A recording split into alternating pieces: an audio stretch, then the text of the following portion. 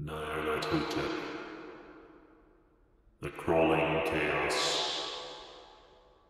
I am the last. I will tell the audience void. I do not recall distinctly when it began, but it was months ago. The general tension was horrible. To a season of political and social upheaval was added a strange and brooding apprehension of hideous physical danger, a danger widespread and all-embracing, such a danger as may be imagined only in the most terrible phantasms of the night.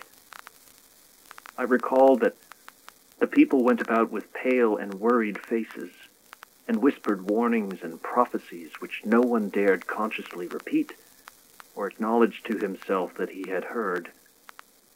A sense of monstrous guilt was upon the land, and out of the abysses between the stars swept chill currents that made men shiver in dark and lonely places. There was a demonic alteration in the sequence of the seasons.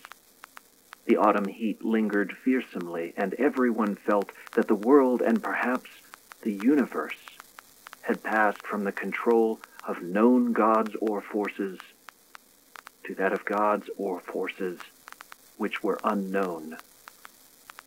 And it was then that Nyarlathotep came out of Egypt. Who he was, none could tell, but he was of the old native blood and looked like a pharaoh. The Fellahi knelt when they saw him, yet they could not say why. He said he had risen up out of the blackness of 27 centuries, and that he had heard messages from places not on this planet. Into the lands of civilization came Nyarlathotep, swarthy, slender, and sinister, always buying strange instruments of glass and metal and combining them into instruments yet stranger. He spoke much of the sciences, of electricity and psychology, and gave exhibitions of power which sent his spectators away speechless, yet which swelled his fame to exceeding magnitude. Men advised one another to see Nyarlathotep and shuddered. And where Nyarlathotep went, rest vanished, for the small hours were rent with the screams of nightmare. Never before had the screams of nightmare been such a public problem. Now the wise men almost wished they could forbid sleep in the small hours, that the shrieks of cities might less horribly disturb the pale, pitying moon as it glimmered on green waters gliding under bridges and old steeples crumbling against a sickly sky. I remember when Nyarlathotep came to my city, the great, the old, the terrible city of unnumbered crimes.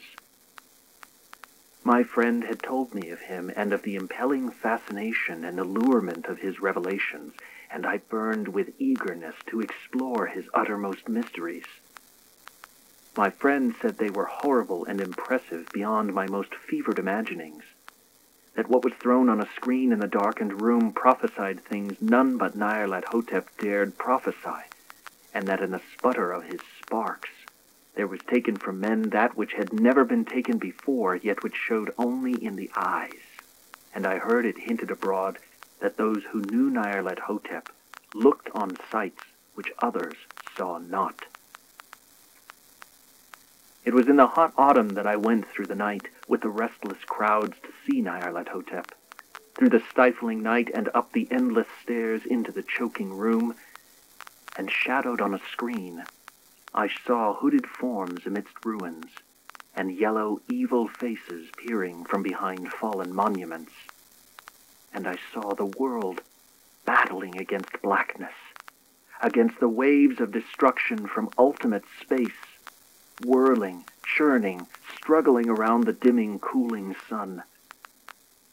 Then the sparks played amazingly around the heads of the spectators, and hair stood up on end whilst shadows more grotesque than I can tell came out and squatted on the heads.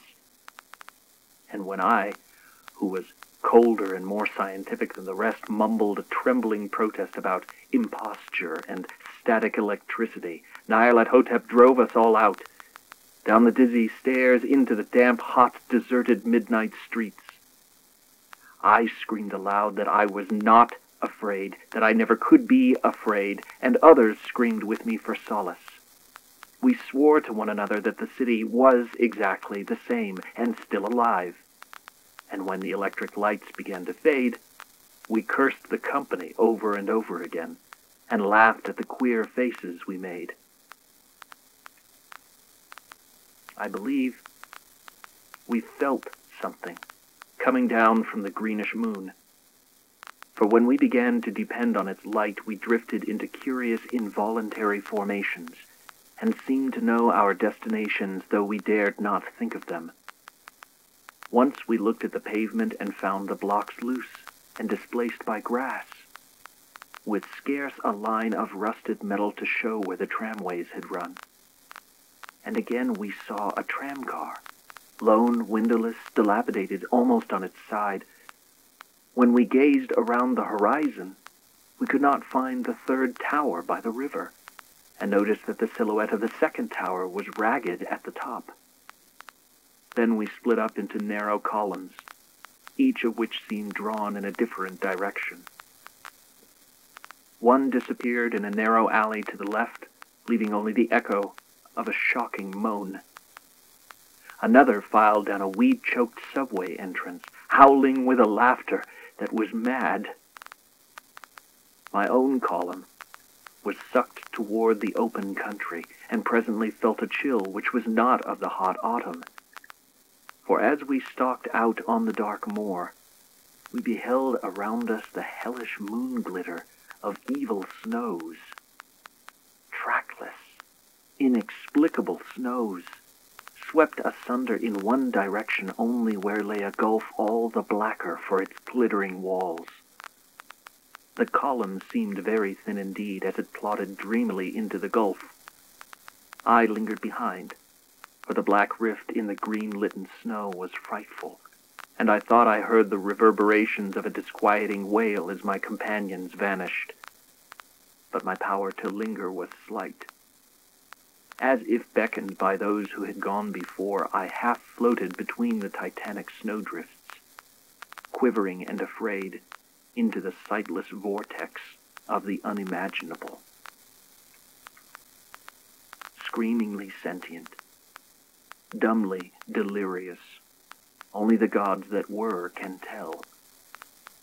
A sickened, sensitive shadow writhing in hands that are not hands, and whirled blindly past ghastly midnights of rotting creation. Corpses of dead worlds with sores that were cities. Charnel winds that brush the pallid stars and make them flicker low. Beyond the worlds, vague ghosts of monstrous things, half-seen columns of unsanctified temples that rest on nameless rocks beneath space and reach up to dizzy vacua above the spheres of light and darkness.